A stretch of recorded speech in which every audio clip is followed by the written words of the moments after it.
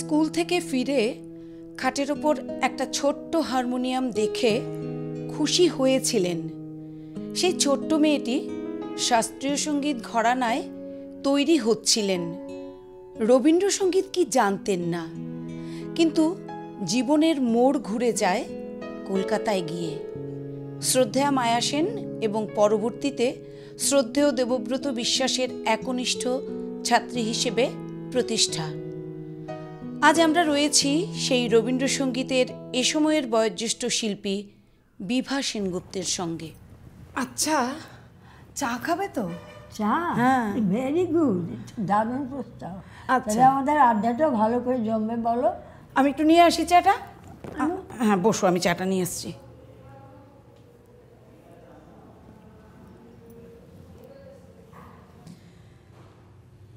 ধরো।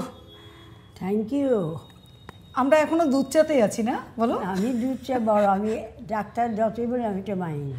একটু চা চা খাবো, খাবো। আরামের জন্য আমি যেটা ভালোবাসি, ব্ল্যাক টি দিয়ে দিই, এটা আমার পোষায় না বাবা। একদম।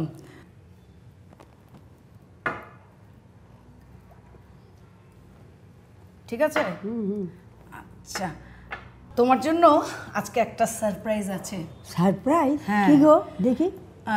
সেটাই দেখাবো, কারণ টেকনোলজি তো আমাদের অনেক সুযোগ করে দিয়েছে। 100 বার।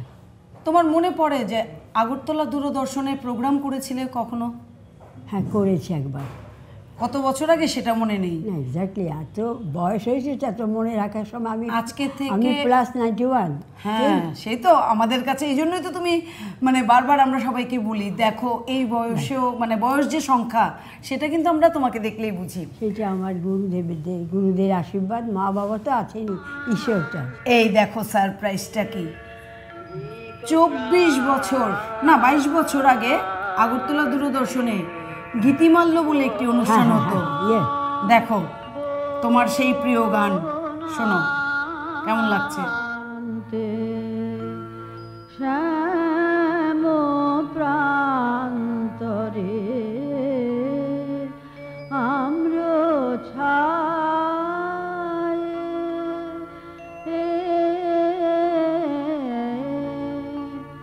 সরোবর তীরে নদী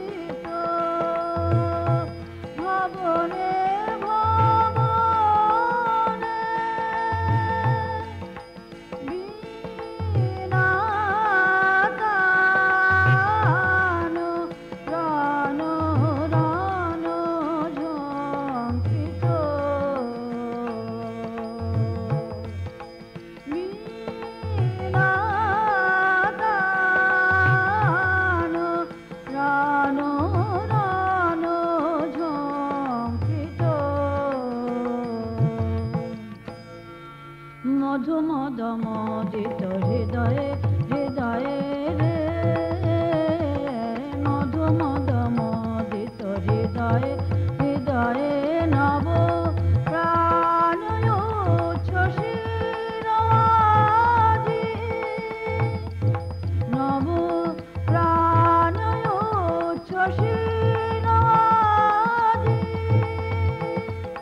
বিচলিত চিত্তয় চলিরে বিচলিত চিত্তয় চলি উন্মাদনা জন জন ঝনিল মন্দিরে মন্দিরে বাস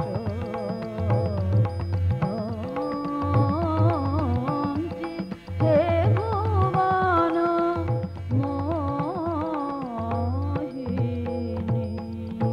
এতক্ষণ যে এই ইউটিউবে তোমার গানটা শুনছিলাম, শুনতে শুনতে আমি তোমার মুখের দিকে বারবার তাকাচ্ছিলাম।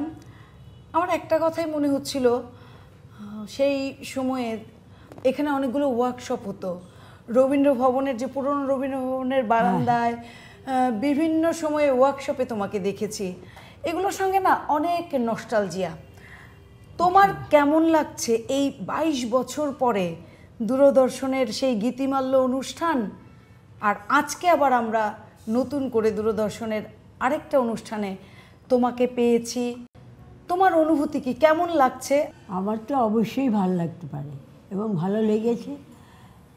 তাছাড়া আমার একটু শিহরণ হচ্ছে, আমার এত বছরের আগের গান, হয়তো ম্যাচুরিটি এখন আরও বেশি, কিন্তু তখনও ম্যাচুরিটি কম ছিল না। আমি আগাগোড়া গানটা খুব মন দিয়ে শুনছি। আর আমার স্বাভাবিক, আমি যার কাছে আমার গুরুমা আসেন, তার মুখটাই, উনি কীভাবে দেখিয়ে দিতেন বাসন্তীটা কীরকম হবে, কীভাবে গীতকে দিতে হবে, মোটামুটি আমি সেটার লক্ষ্য রেখে ঠিকই রেখেছি। হয়তো একটু এদিক সেদিক হতে পারে, কিন্তু আমার কাছে আজকে এটা ভীষণ একটা স্মরণীয় ঘটনা হয়ে থাকবে। আর আমি সবচাইতে আনন্দিত যে আমার এই গান তোমরা রেখে দিয়েছ, আজকে আমাকে এটা শোনাচ্ছ। এটা আমার পরম প্রাপ্তি, পরম পাওয়া। আমি ভাবতে পারি না তোমরা আমাকে কতটা ভালোবাসো, কতটা উঁচু স্থানে উঠিয়েছে। আর কি বলবো, আমি তখন তোমার মুখ, তোমার চোখ, তোমার হাত দেখছিলাম, মানে আমারও মানে ওই শিহরণের কথা বললে না, একটা অদ্ভুত ফিলিংস হচ্ছিল। মানে আমরা অনেক সময় বলি না অপার্থিব কিছু, ঈশ্বর বা যে কোনো কিছুই বলি না কেন, সেই একটা স্বর্গীয় অনুভূতি, সেই অনুভূতিটাই যেন হচ্ছিল। আচ্ছা, আগরতলা থেকে কলকাতায় গেলে, সেই ছোটবেলায় যাওয়াটা, প্রথম আগরতলা থেকে যখন কলকাতায় গেলে, কিভাবে গেলে, কেন গেলে, সেই গল্পটা এই প্রজন্মের অনেকেই জানে না। আমরাও একটু একটু হয়তো জানি, সবার জন্য যদি তুমি আবার বলো। ওই যে প্রজন্মের কথাটা জানা খুব কষ্ট, কারণ সবাই তো অ্যাটাচমেন্ট এতটা না যে যার কাছে শিখি তার সম্বন্ধে সচেতন না। আমি ছোটোবেলাতে, আমি প্রাইমারি স্কুলে, হয়তো 5, আমি যে একেবারে আগ্রহ বলে মাকে বলতাম যে আমি গান শিখি, তা কিন্তু বলিনি। আমার আসল যে মা বাবা, তারা যে গানে এতভাবে মানে ভালোবাসত, গান সে বোঝার কথা না, আমার তো বয়স তো না। মা একদিন, আমি স্কুল থেকে এসে দেখি কি, আমার যে খাটের উপর একটা ছোট্ট একটা হারমোনিয়াম, আমি ভাবি কি জিনিসটা কে কিনে আনলো, তো বুঝতেই পারছি না মা না কে। আমি এসে কিছুক্ষণ তাকিয়েছি, একটা আনন্দ হয়েছে হারমোনিয়াম দেখে, এবার হতো গান টান ঠিক সব। কিন্তু এইটা কিন্তু হারমোনিয়াম আনা, কারণ আগেই বলে রাখছি আমরা সাধারণ মধ্যবিত্ত, কিন্তু কালচারটা ছিল। আমার বাবা ওখানকার তো রাজদরবার একটা প্রতিষ্ঠিত লোক ছিলেন, অনেস্টির জন্য পুরস্কার পেয়েছেন, মহারাজ নিজে দিয়েছেন। কাজে সেই ব্যাকগ্রাউন্ডটা একটু বললাম, সবাই তো আর জানে না। আমি এই যে ছোটোবেলা থেকে গান আরম্ভ করলাম, আমার মা একদিন, সব বাড়িতে তো সব কাউকে আসতে বলা, এটা কিন্তু সব লোকের বাড়িতে সেরকম মেয়ে গান শিখবে এমন লোক আনতে হবে যার সম্বন্ধে আর কোনো প্রশ্ন আসে না। মা সেই ভদ্রলোকের স্নেহাংশু চৌধুরী তার নাম, উনি আমাকে গান আরম্ভ করলেন আর শেখাতে আরম্ভ করলেন। উনি শেখাতেন বাংলা আধুনিক, নজরুল, অতুল প্রসাদ, ছোট খেয়াল, ভজন। আমি খুব মন দিই। সবচেয়ে ভালো লাগতো আমার নজরুলটা, কারণ ক্লাসিক বেস, আমি ওই কাজ করা গান বেশি ভালো লাগতো আমার কাছে। অতুল প্রসাদেরও গান আছে অনেক টপ্পা টপ্পা জাতীয়, কিন্তু আমি নজরুলটার দিকে আকর্ষণ হতো আমার। আর নজরুলের স্বাধীনতা ছিল।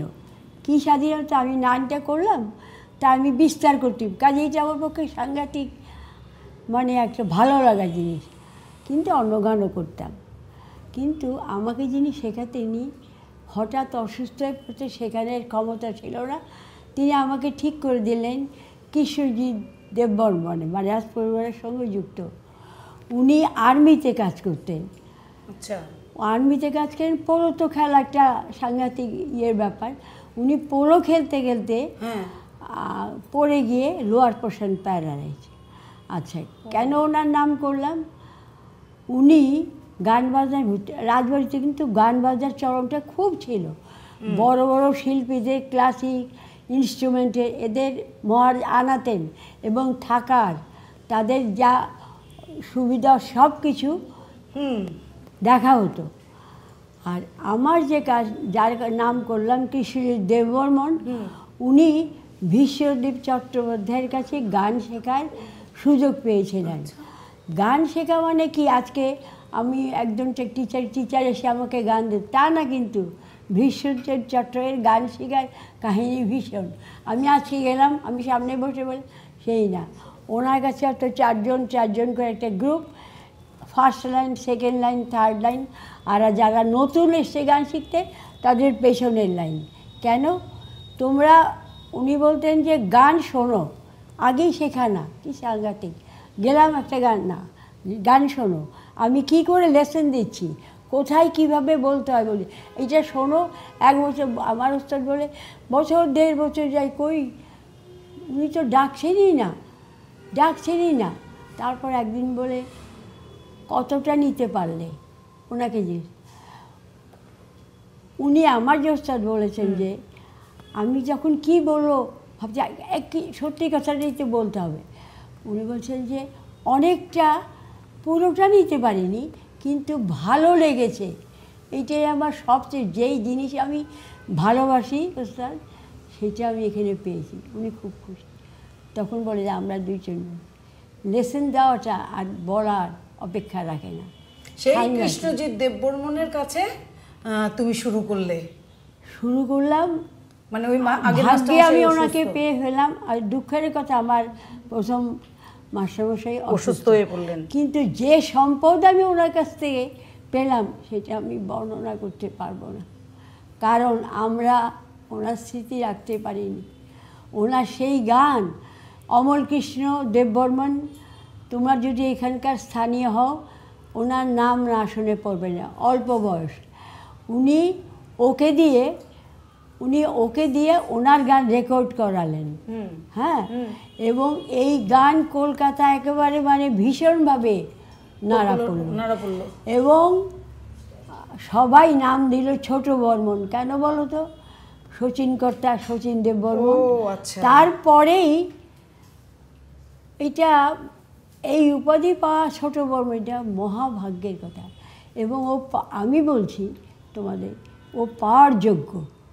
এরকম কণ্ঠ, মিষ্টি স্বর, rare have seen in my life. তো তুমি কতদিন ওনার কাছে শেখার সুযোগ পেয়েছিলে? 20 বছর তো বটেই। ওরে বাবা! কারণ আমি ওই মৌটা আমি কিছুতেই কোনো দিন বাধা দিতাম না। আরেকটা কথা শুনে, আগরতলা তো তখন রিক্সা, অটো, এই সমস্ত প্রশ্ন আসে না, আর থাকতোই না। আমরা হাঁটাটাই, আমি 1.5 মাইল 2 মাইল হেঁটে চলে যেতাম। কৃষ্ণনগর পদ্মপুকুর, ফেমাস বাড়ি, চলে যেতাম। আরেকটা কথা, আমাকে রাত্রিরে তো সন্ধ্যা হয়ে যেত, একা তো যেতে পারো, বাড়ি থেকে নিতে আসতো।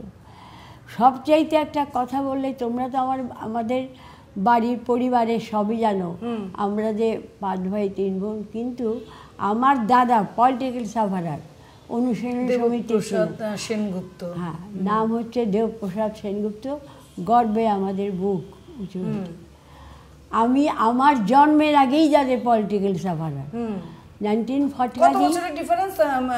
অনেক অনেক, এই যে আমি বড় ঠিক মামার করে- সঙ্গে অনেক অনেক। অনেক। আমি তারপর উনি তখন যে কিছু 1947 অনেক পলিটিক্স সাফারার মুক্তি পেল, আমার দাদাও তার মধ্যে।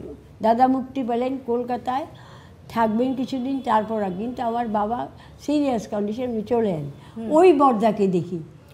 আচ্ছা আচ্ছা, এই যে বর্দা কিন্তু পলিটিক্যাল সাফারার, তা তো বাড়ি গিয়ে পরিবারের সম্বন্ধে একটু জ্ঞান থাকলে কোনো কিছু, উনি তো এসেই আবার লেগে গেলেন। কিন্তু একটা আশ্চর্য, এই যে গানের প্রতি যে ওনার, আমি ছোট বোন, আমার গানের যে উনি ভালোবাসতেন, উনি আমাকে এই বৃষ্টি ঝড় বাদল, উনি এক ছাতা নিয়ে এতটুকুন অল্প মানে ধুতি পরে, শার্ট পরে, একটা হাতে টর্চ লাইট, যদি টর্চ লাইটের আনার অসুবিধাটা হেরিকেন নিয়ে চলে যেতেন। তোমরা ভাবতে পারো ওই একটা ওই সময়ে লোক, তিনি আমার ছোটোবেলা কিছু দেখেনি, দেখেও এটা আর মনে থাকে সারাদিন। সে যে মানে যে কাজে সন্তান সম যদি বলতে হয়, সন্তান একদম একদম বড় উনি দাদার গিয়ে কাছ থেকে পেয়েছো। উনি গিয়ে আমার ওস্তাদের ঘরেই, আমি যেখানে গেছি বসে থাকতেন। আর এইটা আমার পাওয়া, মানে আমাদের যে আজকে যে তোমাদের কাছে বলছি, আমার গর্ব হয়, চোখে জল আসে। বিভাসী, এই রবীন্দ্রসঙ্গীতের যে সাম্রাজ্য বা জগৎ, সেখানে তুমি সহ মহিমায় উজ্জ্বল, কিন্তু তোমার যখন শুরু হয়েছিল তুমি রবীন্দ্রসঙ্গীত করতে না, সেটা তুমি বলেছো। এই যে অন্য গান থেকে রবীন্দ্রসঙ্গীতে আসা, তোমার বাড়ি, দাদার কথা বলেছো, বাবার কথা বলেছো, এবং তোমার অন্যান্য ভাই বোন, দাদা বৌদি, মা বাবা, সবার অবদান তোমার জীবনে রয়েছে। সেটা তুমি কিভাবে দেখো, বা তোমার অনুভূতির জায়গাটা কি? আমার পরিবারের সবাই অবদান এবং আমার গানের প্রতি তাদের যে ভালোবাসা, সেটা আমার বলার অপেক্ষা রাখে না। আর আমার মার কথা বললাম, মার মাও তো গান করতেন, মাও মা তো- রামপুর শ্যামা সঙ্গীত হ্যাঁ। গেয়ে যাচ্ছে, তোমরা ভাবতে পারবে না। মনে পড়ে? হ্যাঁ, মনে পড়ে। আর রবীন্দ্রসঙ্গীতের মার বাবা একটা প্রশ্ন করেছেন যে একটা গান আছে, আমার যা আছে আমি সকলও দিতে পারিনি হে না। মা বললেন শুন না, শুনলে তো আমি গান গাইতে পারবো না, রবীন্দ্রনাথের গান তো এখানে নেই, কেউ কারো কাছ থেকে শুনতে পারিনি। বাবাকে বলতে, তুমি রবীন্দ্রনাথ করো, আমি তো রবীন্দ্র তোমার মতন এক কোয়ালিফিকেশান আমার কতটুকু, হয়তো কোনো রকম থেটে মেটে, এটা তো পড়ে না, যে এইটা জিনিস আমার উপলব্ধি হতে হবে, আমি বুঝলাম কি না, এইভাবে তো আমি পড়িনি। তুমি তো সবসময় চালিয়ে যাচ্ছে এই তুমি পড়াশোনা। ওই মায়ের গানটার যে মাঝে গান করতেন, একটা লাইনই করতে, হ্যাঁ একটা লাইন করো না। মা মা বলে আর ডাকবো না। এই যে মামা বলতেন, আমি অনেক ছোট থেকে শুনছি, তার মানে 15-16 বছর হয়ে গেছে ছিল, মা মা ডাক্তারদের মা বলতো, এটা শুনলাম কি কেউ বলছে মা মা বলে আর ডাকবো না।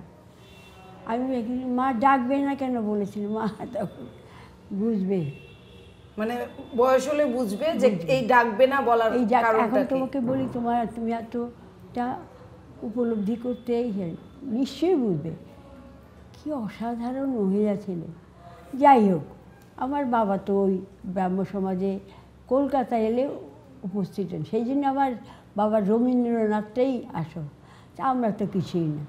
তো তুমি এই যে আগরতলা থেকে গেলে, হ্যাঁ। সেই জার্নিটা গিয়ে কোথায় থাকলে, কিভাবে শুরু করলে, প্রথম কোথায় গান শিখলে, এই গল্পগুলো তুমি আমাকে একটু বলো। আচ্ছা শোনো, আমি যখন ওই যে কৃষ্ণদেব বর্মনের কাছে শিখি, ওই গান তো মানে আমি একেবারে প্রাণ দিয়ে শিখতাম, আমার মনের মতো। এটা মস্ত বড় খোরাক আমার কাছে। উনি আমাকে দিয়ে রাগ প্রধান রেকর্ড করার জন্য আমার বাড়িতে বললেন যে কলকাতায় তো যেতে হবে। আমি কোম্পানির সঙ্গে চিঠি দেখালেন, যোগাযোগ করেছি। ওনারা যেতে বলেছেন আগে চলে আসছে, কিন্তু দুর্ভাগ্য আমার কলকাতায় থাকার কোনো বন্দোবস্ত ছিল না, কেউ নেই।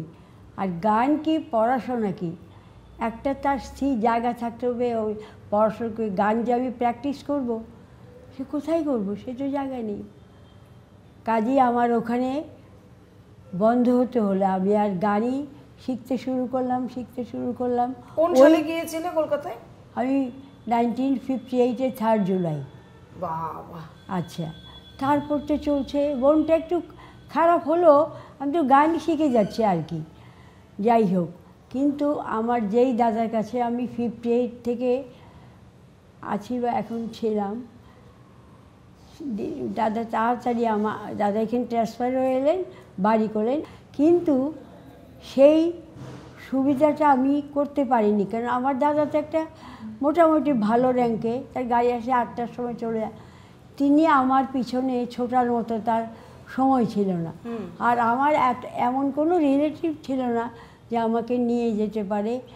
এই নিয়ে বেশ কিছুদিন আমার দাদাও কিছু করে, দাদারও মন খারাপ, আমার তো মন খারাপই চলছে। ইতিমধ্যে আমার এক দিদি, তিনি বললেন যে এই প্রস্তাবটা থাক, তোমরা যোগাযোগ করবে, তারপর তো নিশ্চয়ই হবে। কিন্তু উনি বলেন এবার একটা সিনিয়র ডান্স ড্রামা ডিপ্লোমা কোর্সে, মিউজিক ডান্স ড্রামা, তুমি ওটাতে ভর্তি করে দাও, অ্যাপ্লিকেশান করে দাও। তখন আমি বললাম, উনি বললেন বড় বড় শিল্পীরা আছে, যেমন খেয়ালে অমিয় রঞ্জন বন্দ্যোপাধ্যায়, তানসেন পাণ্ডে হচ্ছে ধ্রুপদ, মায়া সেন রবীন্দ্রসঙ্গীত, কীর্তনে, পরে বাংলা গানে, চিত্রে, এই যে মানে অতি বড় বড়। এটা কি রবীন্দ্র ভারতীর কোনো? রবীন্দ্র ভারতী, এখন তো রবীন্দ্র ভারতী, তখন তো সিনিয়র ডিপ্লোমা, তার ডিগ্রি, তারপর MA তো পরে রেকগনাইজ হলো পরে ইউনিভার্সিটি। আমি তখন ভাবলাম একটা অ্যাপ্লিকেশন ইন্টারভিউ মায়া দিয়েছিলেন। আমি তো তখন বললাম আমি রবীন্দ্রনাথের গান একটাও জানি, আমি কোনোদিন শুনিনি সেরকম। বলে তুমি যে গান জানো সাপাটি পে করো। গান ওরাও খুবই না, ওটা বহু আগের গান, সাফল্য আজকের থেকে কত বছর আমি গাইলাম। আমি যাকে আমার দাদা বাইরে ছিল, শুনলো। আমার দাদা বলছেন যাক, সবাই অনেক ক্যান্ডিডেট আসছে, তারা কেউ তারপরা কেউ এই, আমি তোর হওয়ার কোনো মনে হচ্ছে, যাক চল। তারপর বেশ কিছুদিন পরে আমার চিঠি, তুমি সিলেক্টেড, ওই ভর্তি হলাম। ভর্তি মনে কিন্তু আমার খুব আনন্দ যে ক্লাসিকটা শিখতে পারবো। তার ইতিমধ্যে আমি যদি সময়, আমি রাগ প্রধান গানও প্র্যাকটিস করতে শুরু করলাম। তারপর ক্লাসে যখন ডিপ্লোমা ক্লাস আরম্ভ হলো, তখন তো প্রতি ক্লাসে আমার ক্লাসিকের ক্লাসও রবীন্দ্রনাথ ওর কাছে শেখে, তার মিশ্র ঘরে আমার একটু মুগ্ধ, এত সুন্দর গান শিখতে পারবো। খালি ধ্রুপদের গানে, আমাদের ধ্রুপদ তো কোনো দিন শুনিনি আর জানিও না, আর এই ধারাটাই জানি না। কিন্তু আমাদের উনি যে ট্রেনিং অসাধারণ, এমনভাবে দেখিয়ে দিন তোমার গলা যায়, দেখিয়ে দিলেন, সঙ্গে সঙ্গে করাতেন, অসুবিধা হলে আবার এমন ট্রেনার। চিত্তরায় তো বাংলা গান, আমার তো এটা প্রিয় সাবজেক্টই। কীর্তনটা শিখতাম, কীর্তন ভালোই লাগতো। তারপরে যখন শুনলাম রবীন্দ্রসঙ্গীত শিখাবেন মায়া সেন, আমার তো কাউকে চিনি না, খুব আনন্দ, রবীন্দ্রসঙ্গীত শিখতে পারি। বাবাকে লিখে দিলেন, বাবা এবার রবীন্দ্রনাথের গান পাবো। ক্লাস আরম্ভ হলো, ঢুকলাম খুব আনন্দে, রবীন্দ্রসঙ্গীত শিখব। ক্লাস আরম্ভ হলো, উনি তো সমস্ত সবাইকে খাতা পেন্সিল নিয়ে উনি গানটা ডিকটেট করতেন, কোন পর্যায়ে কী তাল, লিখায় একদম সবাইকে এই ফাঁকিবাজি নিয়ে। এবং তখন বানানের ব্যাপারটাও ঠিক হয়ে যেত, কারণ বানান যদি ভুল হতো উনি বলে দেন। আমি গান করতে করতে অর্থটা এক্সপিরিয়েন্স, গান তো গেয়ে যাচ্ছেন, পুরো গানটা গেয়ে শোনায়। এই গান প্রথম 3 লাইন কি একদিনে 3-4 লাইনের বেশি শেখাতেন না, একদমই না। তো গান গাইছেন, গান তো ভালো লাগছে, কিন্তু এই যে একেবারে টানা, কোথায় কিন্তু কোনো রকম কাজ চালিয়ে মেয়েরা সুন্দর তুলছে, কেন তুলছে? ওরা তো কেউ দক্ষিণী, কেউ রবিশী, কেউ রবিচিত্ত, প্রত্যেক জায়গা থেকে শিখে আসছে। এসছে। ওরা শুধু এই সিনিয়র ডিপ্লোমাটা সার্টিফিকেটের মূল্য আছে তো নিতে এসছে। ওরা সব গাইছে, আমি তো গাইতে পারছি না। আমার গান গাইতে গেলে খালি রাগ প্রধানের কাজ এসে যায়। আমি তাকে চুপ করে আমি মনে মনে স্থির করলাম আমার দ্বারা হবে না। ক্লাস ছুটি হলো, মায়াদির সঙ্গে সঙ্গে আমি বেরোলাম। মায়াদিকে বললাম, দিদি আমি পারবো না, কারণ এই ধরনের গানে তো অভ্যস্ত না, আমি তো এই করেছি। উনি চুপ করে আছেন, দাঁড়িয়ে আছেন, মানে উনি কি কিছু বলবেন কি বলে নাও করতে পারছেন না, হ্যাঁও করতে পারছেন না। তো আমি কিছুক্ষণ থেমে অনেকক্ষণ পরে আমি বললাম, একটা কথা বলি দিদি, বলো। বলে যে এরকম না। আমি বললাম যে কথা বলতে পারছি না। বলে বলো বলো কী হয়েছে বলো। আমি বললাম যে আমি আপনার কাছে সপ্তাহে 2 দিন শিখতে চাই। তো মায়েদি বললো যে এরকম তুমি কী করে, তুমি যাদবপুর থাকো, তুমি চিট পরে কী করে আসবে। আমি আসবে না, আমি একবারে ক্লাসে আসবো, আমি বসে থাকবো, আমি যা লেসন পেয়েছি সেগুলি নিয়ে আমি একটু নিজে পড়ে পড়ে করে আমার পড়াটা কিছুটা আমার এখানে শেষ হয়ে যায়। তুমি যদি পারো আমি তোমাকে শেখাবো। এই আমার আরম্ভ হলো রবীন্দ্রসঙ্গীতের আসলভাবে ট্রেনিংটা। একাতেও আমি, উনি দেখাতেও পেরেছেন, কিন্তু ওনার খুব কষ্ট হয়েছে, আমাকে শেখানো খুব কষ্ট। এবং তুমি কতটা ভালো ছাত্রী ছিলে বলেই মানে ওইভাবে নিতে পেরেছো। মানে আমরা সত্যি গর্বিত আমাদের রাজ্যের মেয়ে হয়ে, মানে তুমি রবীন্দ্রনাথের গানকে কোথায় নিয়ে গেছো, এটা আমাদের জন্য খুব গর্বের। আচ্ছা, এর পরবর্তীতে তুমি দেবব্রত বিশ্বাসের কাছে শেখার একটা সুযোগ, সেটা আমার জীবনে পরম। এবং তোমার কাছে ছোট ছোট স্মৃতি, যেমন মায়াদিকে নিয়ে বললে, মায়া সেনকে নিয়ে বললেন যে উনি তোমাকে কি বলেছিল এবং তুমি কিভাবে ওনার কাছে এটা একটা শিখেছো, খুব আমার কাছে সেই কথাগুলো একটু জানতে চাইবো। আমার কাছে খুব স্মরণীয়। এবং তোমরা, আমি সবাইকে তুমিই বলছি, অনেক ছোট, তোমরা শুনলে তোমাদের ভালো লাগবে এবং ভাববে কীরকমভাবে উনি কথা বললেন, যে কী করে হয়। আমাকে একদিন মায়াদির তো শয়ের স্টুডেন্ট, একদিন বললেন, এই জন্যই বোধহয় বললে, আমি জর্দার থেকে বেশি, বাড়ি থেকে বেশি দূরে থাকতাম না, ওয়াকিং ডিস্টেন্স। আমাকে বললেন, মায়াদি চলো জর্দার কাছে। তখন আমি অভ্যস্ত না, দেবব্রত বিশ্বাসের নাম যে জর্দার, আমি তো কোনো টাচে নেই। বড় বড় শিল্পীদের কথা তো আমি ওই হেমন্তবাবু, সুচিত্রা মিত্র আর আলাউদ্দিন খাঁ, এরা, আলাউদ্দিন তো রাজ দরবারের প্রতিষ্ঠিত শিল্পী ছিলেন, মহারাজের ইয়েতে, মহারাজ তাদের সব কিছু খরচ চালান এবং খুব মানে শ্রদ্ধা করে ইয়ে করতেন, কি সম্মান দিতেন শুনেছি বাবাদেরকে, চার অন্যরা। আর মায়াদি আমাকে বলল, আমার কোনো ইয়ে নেই যে এত বড় লোক, সেই আমার তো বোধ নেই যে বিশ্বাস কত জানি নাম শুনছি, বাইস নিয়ে গেলাম, চলো চলো বিভাগে। মায়েদিন আমি বাড়িতে, আমি তো বলছি কত বড় বাড়ি টাড়ি হবে। ওমা, একটা গলির ভিতর দিয়ে ঢুকলাম, দিয়ে ওনার ঘরের সামনে দরজা গেছে, পা দেবো, মায়াদির সঙ্গে অসম্ভব হৃদয়, কী বন্ধু মায়াদি হাতে, সপ্তাহে 2 দিন 3 দিন মিট করা চাই। মায়াদি কি বলে কি আমাকে দেখে, আবার কারে রয়েছেন। আমি বলি যে মা, উনি তো বাংলার কথা বলছেন। বাংলার কথা কেন বললাম, উনি কি জানেন আমার তো দেখেননি আমি যে কাঠ বাঙাল, কারে আবার রয়েছেন। মায়াদি বলে যাও আমার ছাত্রী। মায়াদি তো ভীষণ পার্সোনালিটি, ওরে বাবা রে বাবা, জর্দা সর্দা আর কিছু না, স্পষ্ট কথা, যেটা সত্যি সত্যি। আমার ছাত্রী, ও আমার কাছে গান শেখে। ঢুকলাম, আগে বলে আউ খাইন বউ খাইন। আমি তো বললাম যাই হোক, কিন্তু কিছুতেই আমি ইজি হতে পারছি না। তারপর মায়ের বলছে ও আমার ছাত্রী, ও এবার এম এ যেই বলেছেন বলে কি সর্বনাশ, এই গুণ পণ্ডিতরে লয়ে এলেন আমার কাছে। এইটাতে আমার মতন একটা লোক নতুন এসছি, পণ্ডিত কোথাকার, আমি তো সবে এমএ। বলে যে জর্জা, ও কিন্তু আগরতলা থাকে, ওর আগরতলা বাড়ি। আগরতলা? আরে সর্বনাশ, ওইটা তো আমার দেশ, আগরতলা তো উনি না, ওই তো ময়মনসিংহের। আমি বলছি ও মা, আগরতলায় এত নাম ধাম, ওনার নাম তো কোনো দিন শুনিনি। কিন্তু আমি তো কিছু বলতে পারবো না, চুপ করে বসে আছে। অনেক কথাটা বলতে বলে কি আচ্ছা ঠিক আছে একটা গান করেন, মানে আর কি অ্যাজ ইফ একটা নর্মাল। আমার তো গান গাইতেই হবে, এত বড় একটা শির বলছে আর মায়া সেন কাছে। আমি কী করি, মায়াদি গেয়ে যাও। আমি গিয়েছিলাম কি গিয়েছিলে? তুমি যে আমারে চাও আমি সে জানি। একটু শুনবো? আমি হ্যাঁ নিশ্চয়ই আমি গিয়েছি তুমি যে আমারে, নোটিশন মায়া সেনা থেকে, তুমি যে আমারে চাও আমি সে যাই। আমি ভাবি যে কী করে গাইলে ওনার সন্তুষ্টি, উনি সন্তুষ্ট হবেন, খুশি হবেন।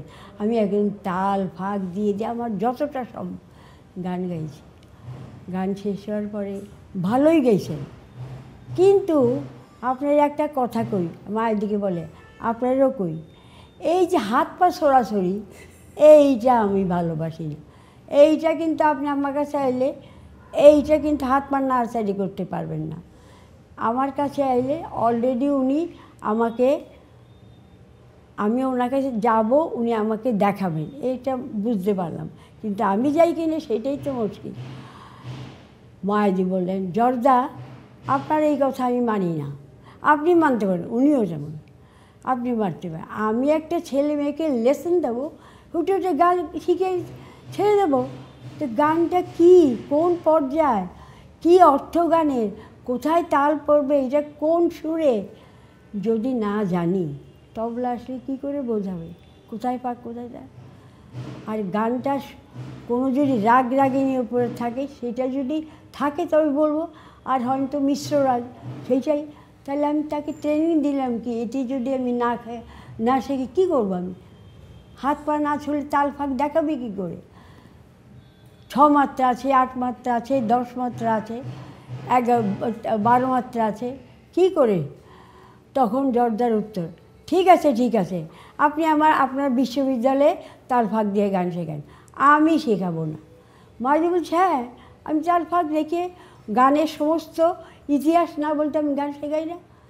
আমি তাল ফাঁক দেখাবো না, আমি বিশ্ববিদ্যালয়, তো আপনি বলেন বিশ্ববিদ্যালয় কেন, আমি বাড়িতেও স্কুল সব জায়গায় আমি তাল ফাঁক না দেখিয়ে গান শেখাই। বলে ঠিক আছে আপনি বিশ্ববিদ্যালয়ে, বারবার মানে বিশ্ববিদ্যালয়ে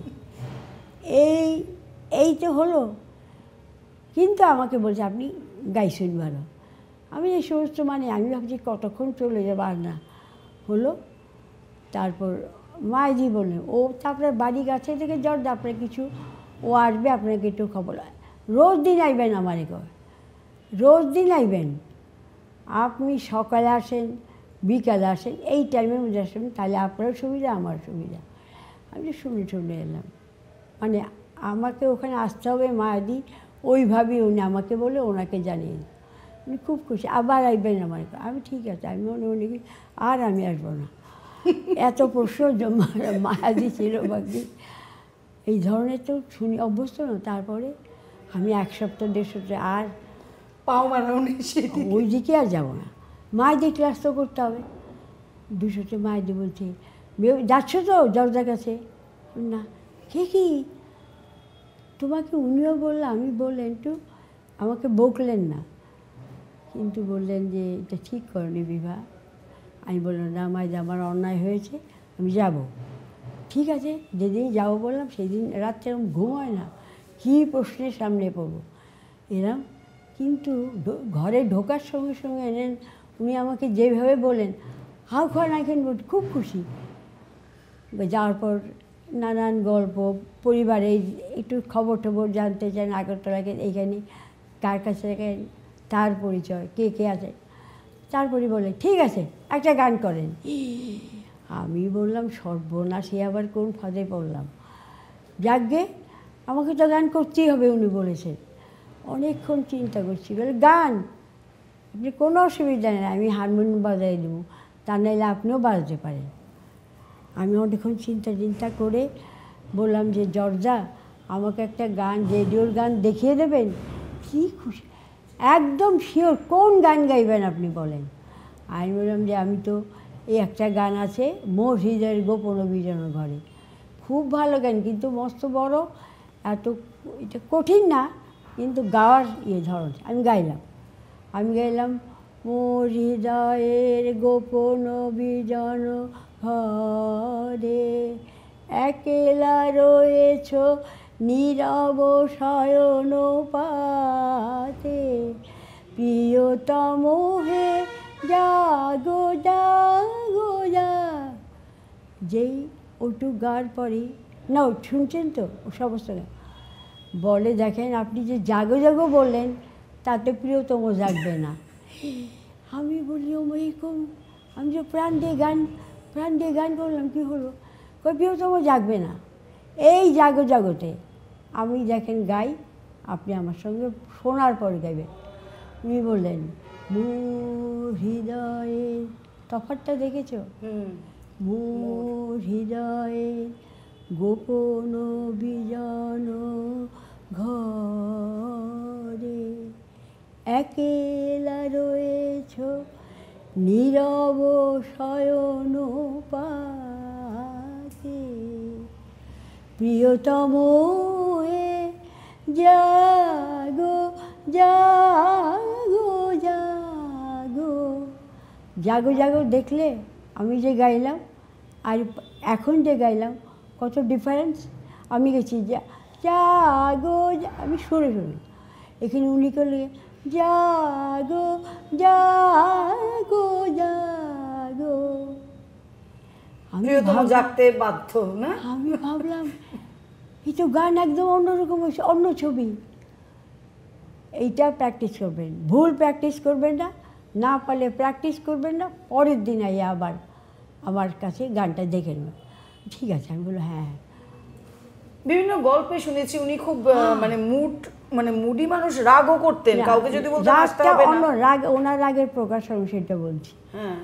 তারপর আমাকে এই গানটার এটা কি সাংঘাতিক হবে মীরা সঞ্চারী বলে ওই সঞ্চারীটা করে উনি তো সব করে রেখেছে এগুলো আমাকে বোঝাবে।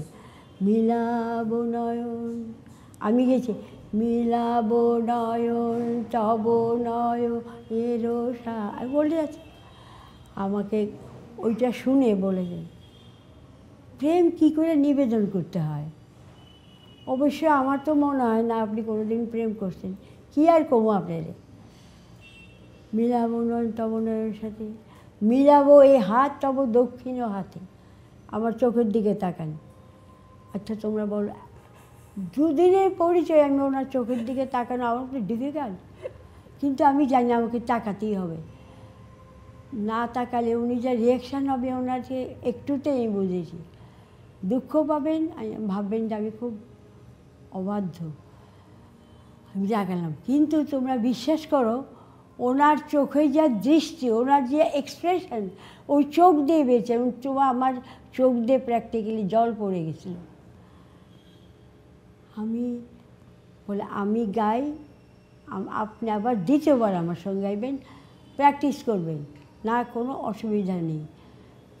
আমি পরে আবার ঠিক করে যা উনি গাইলেন মিলাব নয়ন তব নয়নের সাথে মিলাব এ হাত তব দক্ষিণ হাতে প্রিয়তম হে জাগো জাগো জাগো। আচ্ছা তোমরা আমার কাছ থেকে শুনে একটু বুঝতে পারছো ডিফারেন্সটা কি কোথায় নিয়ে যায় গান। আমি ভাবলাম তখন কিন্তু মনটা আমার অনেক নরম হয়েছে এরকম জিনিস তো কোথাও পাইনি। মায়েদি শেখাতেন খুব নিশ্চয় বলে নোটের একটা ফোটাই দিক তোমরা ওনার ট্রেনিংটা আলাদা। আর এই যে গান উনি দেখালেন তার আগে একটা বলতে ভুলে গেছিলাম। তার আগে আমাকে জিজ্ঞেস করেছিলেন আপনার রেকর্ডিং কবে। তো তখন আমাদের সময় ছিল 20-25 দিন কোন সময় 1 মাস। আমি ভাবলাম সেরেছে রে।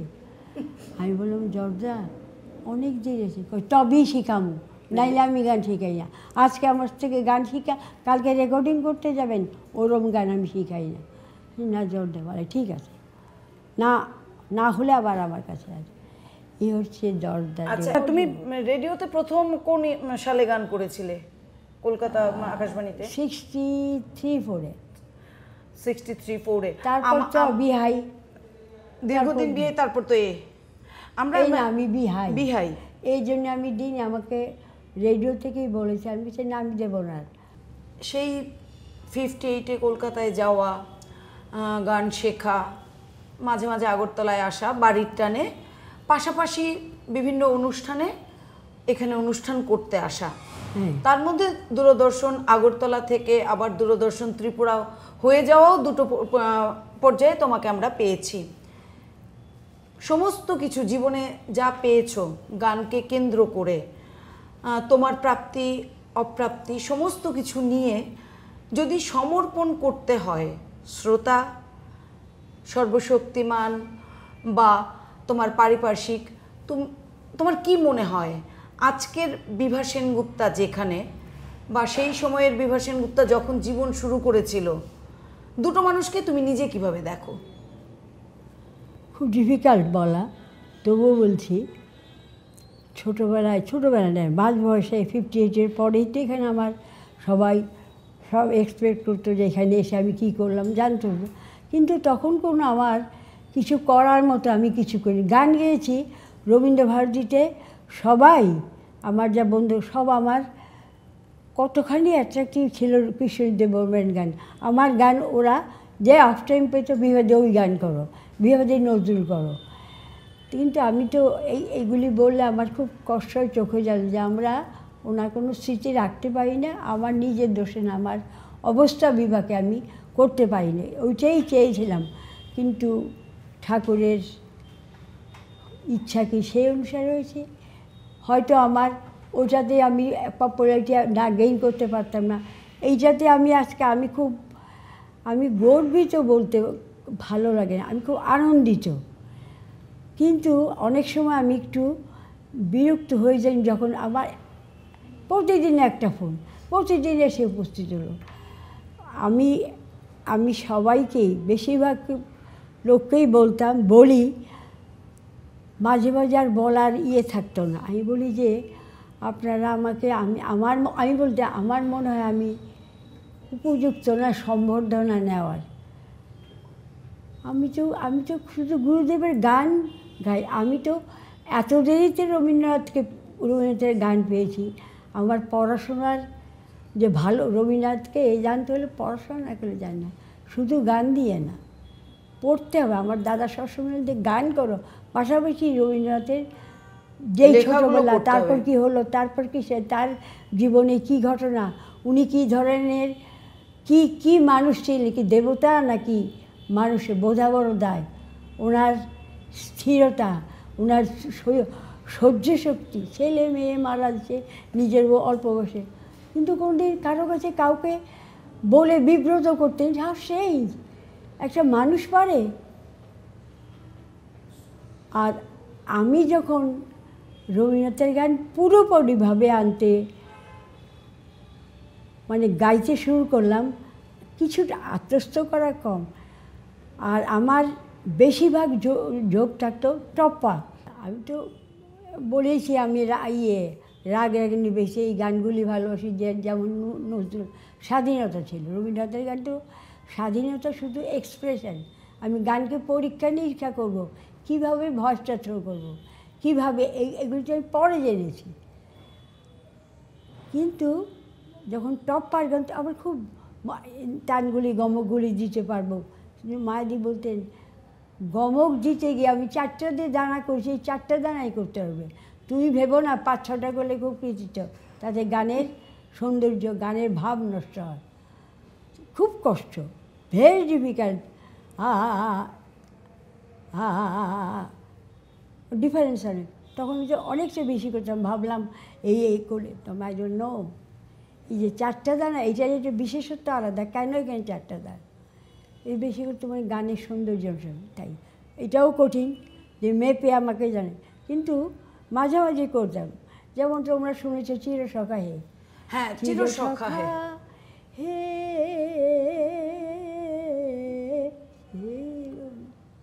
বা তোমার গলায় কৃষ্ণকলি, তোমার গলায় কৃষ্ণকলি, এটা প্রচুর অনুরোধ আসে আমি আসরে গেলে। আর আরেকটা কথা, আমি একদম শেষের দিকে আমরা চলে এসেছি। একটা কথা, এই যে দেবব্রত বিশ্বাসের একটা গান আছে, কিছুই তো হলো না।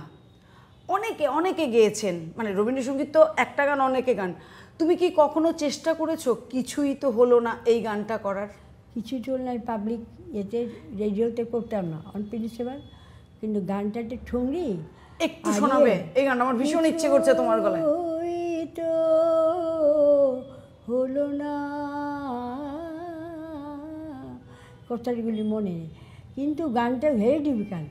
এই যে দানাগুলো, জর্দার দানা, যদিও উনি তো ক্লাসিক বেশ না ক্লাসিক রাগ রাগিনীর মাস্টার, কিন্তু উনি বলে যে মায়ের দিকে বললেন যে আপনারা কি ভাবেন আপনারাই টপ্পা গাইবেন, আমি গাইতে পারি না। সেই জন্য আমার গান দুটো ঠিক মনে নেই। উনি রেকর্ড করেছিলেন, লোকে চাইতেও কেন একটা সত্য, যেহেতু দেবব্রত বিশ্বাস, উনি টপ্পা গাই যে সবাই নিয়ে নেবে, এ হচ্ছে কথা। কিন্তু উনি অন্য গান যেমন গাইতে গাইতে মানে লোকে একটা চুম্বকের মতন টেনে নেয়। এক আসরে আমি ছিলাম বঙ্গ সংস্কৃতি সম্মেলনে, জর্দার সঙ্গে ছিলাম, সেখানে সুচিত্রা মিত্র, হেমন্ত মুখোপাধ্যায়, চিন্তা করতে পারো, কিন্তু লোকে তো নিচ্ছে না। হেমন্ত মুখোপাধ্যায় খুব বুদ্ধিমান আর জর্দার একটা প্রিয় লোক। উনি ঠিক দুজন একটা গান গেয়ে, যেই সুচিত্রাটি পড়েছে, সুচিত্রা মিত্র বলে কথা, ওই মহিলা, তার গান পর্যন্ত লোকের ইচ্ছে, কিন্তু বোঝা যাচ্ছিল ওরা জর্জ বিশ্বাসের জন্য অপেক্ষা করছে, বোঝা। উনিও বেশি করলেন না, একটু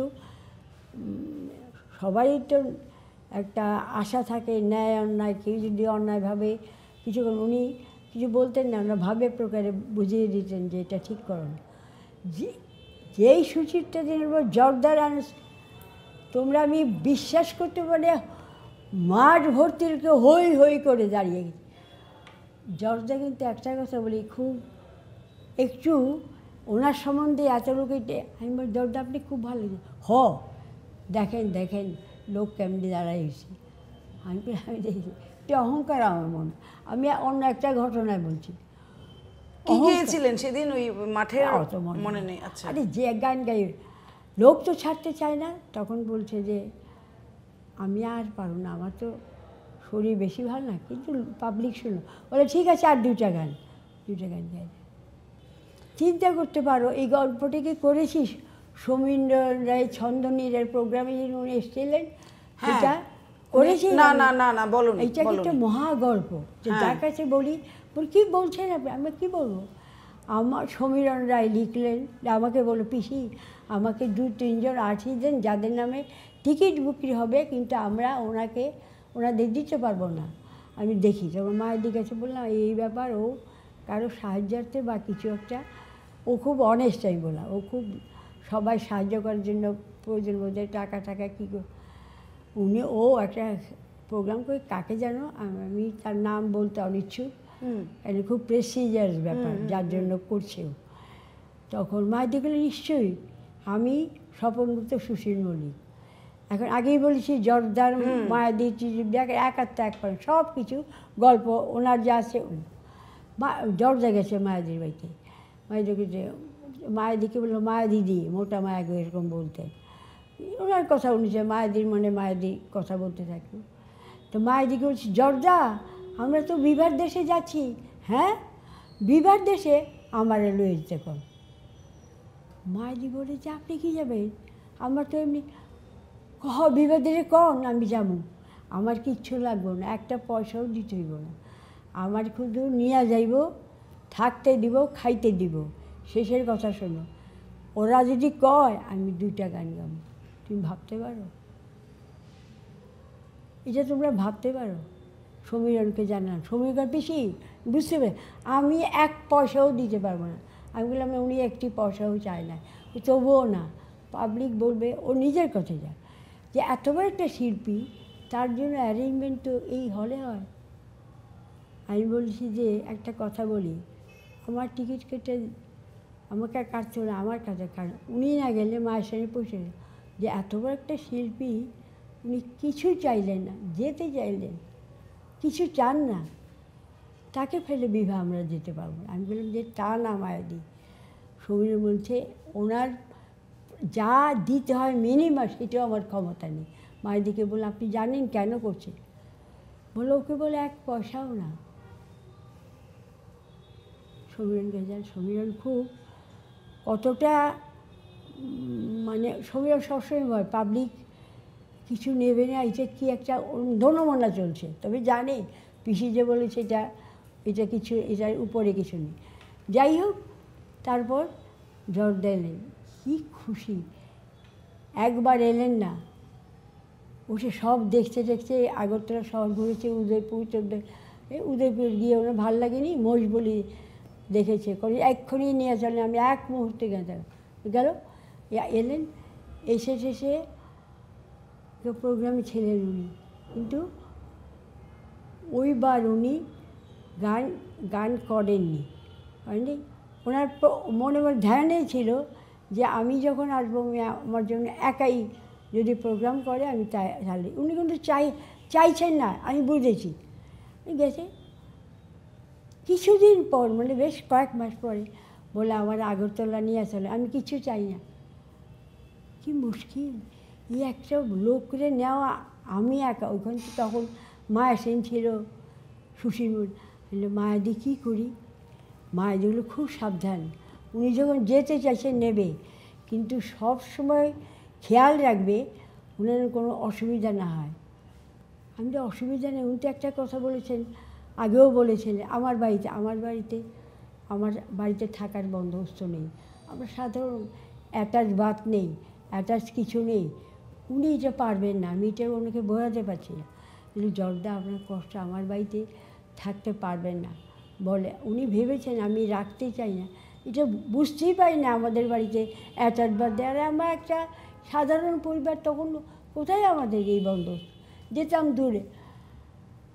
বলে আমি জর্দা আপনি চলেন, আপনার ভালো জায়গায়, বলে ঠিক আছে যাবে তো, গিয়েই বলছে যে এরকম আমাকে বলেছিল আগের বারও আমার বাড়িতে থাকবে, না করে দিয়েছি, কয় বাড়িটা আমি একটু আপনার বাড়িতে একটু ঢুকুন, আমার একটু যাইতে দেবেন, আর আমার জন্য গেলে পরে সন্ধ্যে 4টে আয়না রাখবেন। আমি তো ঠিক আছে জর্দা, কোনো অসুবিধা নেই। আমি খুব কিন্তু সত্যি কথা আগ্রহ হয়ে চাইনি, কেন চাইনি, আমার তখন ক্ষণিকের ভুল হয়ে গেছিলো, মা যে ক্যান্সার পেশেন্ট, তো ওনাকে জানা ছিল না। উনি যখন আসে রাস্তায় তো লোক জগ বিশ্বাস আছে, উনি খুব গর্ব, ওনাকে দেখছে লোকে, বাড়িতে নামছে, এসে আমি ভুলে মার ঘরে ঢুকিয়েছি, মাকে দেখেই মাকে তোলা হয়েছে, মা হাত জোর করে, আমার বাড়ি আজকে তীর্থক্ষেত্র হলো। হ্যাঁ তীর্থক্ষেত্র, উনি বলছেন হ্যাঁ তীর্থক্ষেত্রই বলে, বসেছেন মায়ের দিকে, ও দ্বিতীয় প্রথমবার মায়ের দিকে বলছেন আমি আর 1 মুহূর্ত বসবো না। মাঝি বলছে তো বিবাহ কষ্ট, বলে বিয়ে দিয়ে জানে আমার সব, বিয়ে দিয়ে আমাকে চেনে। মাঝি বল বিবাহ জর্দা, আমি বলছি না, উনি না থাকতে চেনে। তা যাওয়ার সব বলে সন্দেশ যে কিনছেন আমার যে নাম সন্দেশ, ওই প্যাকেটটা দিয়ে দেন, আমি কষ্ট পাবো, সে আমাকে সান্ত্বনা দেন, নিয়ে গেল। আরেকটা ঘটনা, এই 2বারে, একবারে সমীরণকে বললো, রিনাকে ডেকে বললো, রিনা দিদি 2জন মায়ের দিবেন, নাচতে পারে ভালো। আমি বললাম জর্দা আছে রবীন্দ্রভারতীর, পদ্মিনী আর হীরা, কয় ভালো করে, আমি খুব ভালো নাচে ওরা, ওদের দেখলে আপনি খুব ভাল লাগবে আপনার। বল ঠিক আছে, কন ওরা রাজি কিনা আমার গানে নাচতে, বুঝতে পেরেছ, আমার গানে নাচতে ওদের আপত্তি আছে কিনা। আপনি কি বলছেন কি আপনি, কত ভাগ্যের কথা। হীরাপদ্দি ওরা তো ভাবতে পারে না জজ বিশ্বের সঙ্গে গানে সেখানে আসবে। বলে আইতে কোন আমার কাছে কী কী গানে নাচ হয় ভালো, 2টা গান অসাধারণ। এই হচ্ছে দেবব্রত বিশ্বাস। যত মানে শুনছি এই ঘটনাগুলো তো আমরা আসলে কিছুই জানি না। হ্যাঁ, মানে এতদিন তুমি সঙ্গে থেকেছো, এত স্নেহ মমতা পেয়েছো, শাসন পেয়েছো, আবার ভালোবাসাও পেয়েছো, তো কথাগুলো শুনতে খুব ভালো লাগছিল, কিন্তু এগুলো শুনতে গেলে আরও অনেক অনেক মানে সময় লাগবে। তোমারও খাওয়ার সময় হয়ে গেছে। দেখো ইউটিউবে আমি তোমার আরেকটা গান পেয়েছি, সেটা শুনতে শুনতে আজকে আমরা শেষ করব এই অনুষ্ঠান।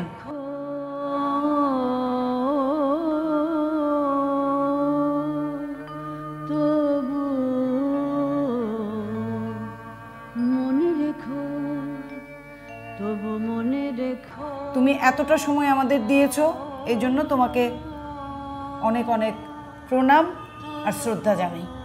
আমার অন্তরের ভালোবাসা তোমাদের জন্য। আমার এটাই আনন্দ যে আমাকে তোমরা এত ভালোবাসো, এত আমাকে উঁচু পর্দায় নিয়ে গেছে, সেটা আমার পক্ষে বড় পাওনা। আমি আর কিছু চাই, এই ভালোবাসাটা আমার পরিচিতি তোমরা দিচ্ছ, এটাই তো আমার আসল। আমি আর কিছু চাই না।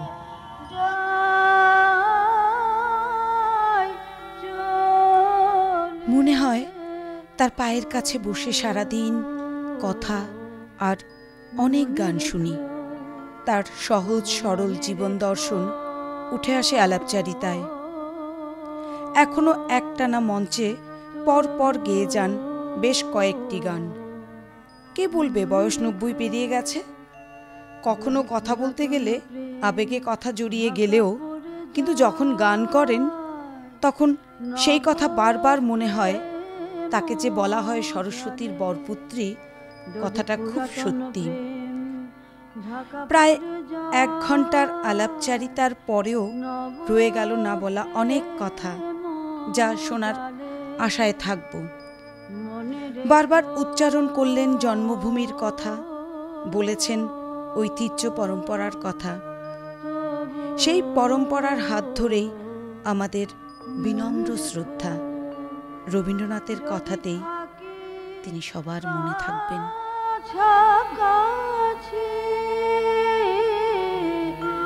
দেখিতে না পাও ছায়ার মতন আছি না আছি, যদি থাকি কাছাকাছি দেখিতে